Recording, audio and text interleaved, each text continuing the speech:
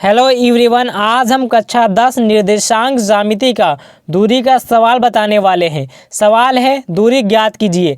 पहला सवाल है बिंदु 2, 3 व बिंदु 4, 1 के बीच की दूरी निकालना है। दूसरा सवाल है बिंदु -5, 7 व बिंदु -1, 3 के बीच की दूरी निकालना है। पहला सवाल हमने यहाँ पर नोट कर लिया है। तो यहाँ पर ये बिंदुओं के निर्देशांक दिए गए हैं जो ब्रैकेट में लिखे हुए हैं। तो निर्देशांक ज्यामिति में होता क्या है, जो निर्देशांक होते हैं वो x, y के रूप में होते हैं।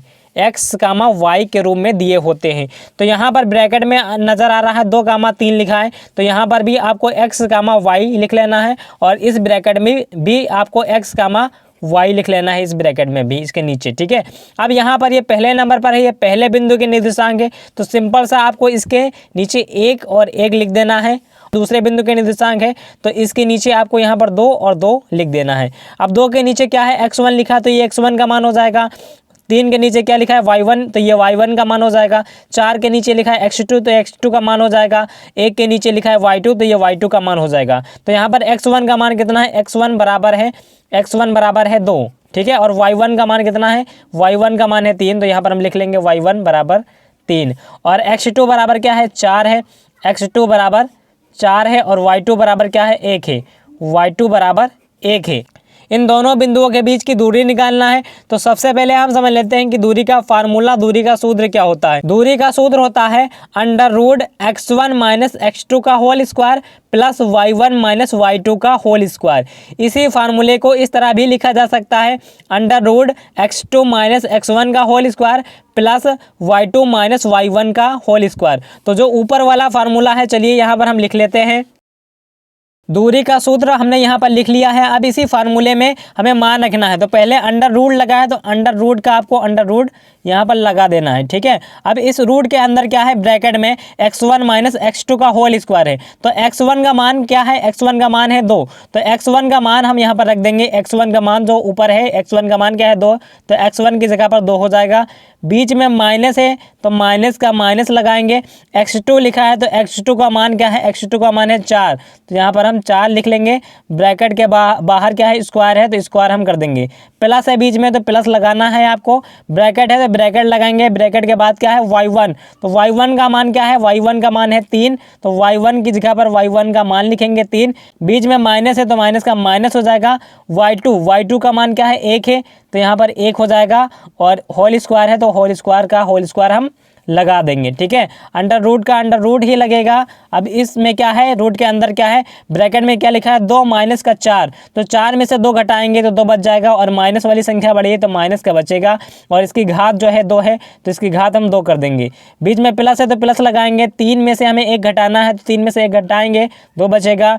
और इस ब्रैकेट के बाहर क्या है, 2 है पावर, तो यहाँ पर पावर भी 2 हो जाएगी, घात 2 हो जाएगी। ठीक है, अंडर रूट का अंडर रूट हम लगाएंगे। अब इस रूट के अंदर क्या लिखा हुआ है, -2 की घात क्या है, 2 है। तो -2 की घात 2 है, इसका मतलब -2 गुणे में 2 बार है। तो -2 का -2 से गुणा करेंगे तो प्लस का 4 हो जाएगा। तो ये 4 आ जाएगा। प्लस है तो प्लस लगाएंगे। 2 की घात 2 का मतलब क्या हुआ, 4। 2 गुणे 2, इसका मान क्या आ जाएगा, 4। अब 4 + 4 है रूट के अंदर तो 4 में 4 जोड़ेंगे तो क्या हो जाएगा, 8 हो जाएगा।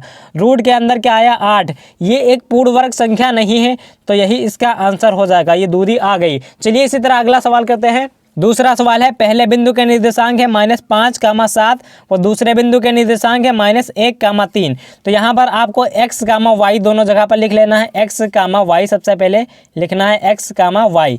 ये पहला बिंदु है तो यहाँ पर आपको 1 और 1 लिखना है। ये दूसरा बिंदु है तो यहाँ पर आपको 2 और 2 लिखना है। तो x1 का मान क्या हो गया, -5 हो गया। और y1 का मान क्या हो गया, 7 हो गया। x2 का मान क्या हो गया, -1 हो गया। y2 का मान क्या हो गया, 3 हो गया। अब यहाँ पर आपको दूरी का फार्मूला लिखना है। तो चलिए दूरी का फार्मूला हम यहाँ पर लिख लेते हैं। दूरी का फार्मूला हमने यहाँ पर लिख लिया है। अब इसी फार्मूले में सारे मान हमें रखने हैं।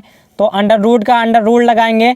ठीक है, अब रूट के अंदर क्या है, ब्रैकेट में क्या है, x1 - x2 है। तो x1 का मान क्या है, -5 है। तो x1 की जगह पर ब्रैकेट में हम -5 लिखेंगे और माइनस है बीच में तो माइनस लगाएंगे। x2 का मान क्या है, माइनस में है, -1 है।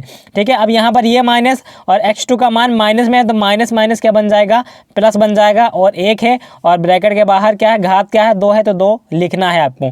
प्लस है तो प्लस निशान लगाना है। ब्रैकेट के अंदर क्या है, y1 - y2। तो y1 का मान क्या है, y1 का का मान है 7, तो यहाँ पर हम 7 लिखेंगे। बीच में माइनस है तो माइनस लगाएंगे। y2 का मान क्या है 3 है, तो y2 की जगह पर हम 3 लिख देंगे। और ब्रैकेट के बाहर क्या है घात 2 है, तो घात हम 2 लगा देंगे। अंडर रूट का हम अंडर रूट लगा देंगे यहाँ पर सबसे पहले, ठीक है। अब ब्रैकेट के अंदर क्या है माइनस का 5 है और प्लस का 1 है, तो 5 माइनस का है और 1 प्लस का है, घट जाएगा आपस में, माइनस का 4 बचेगा और घात 2 है तो घात 2 हम कर देंगे।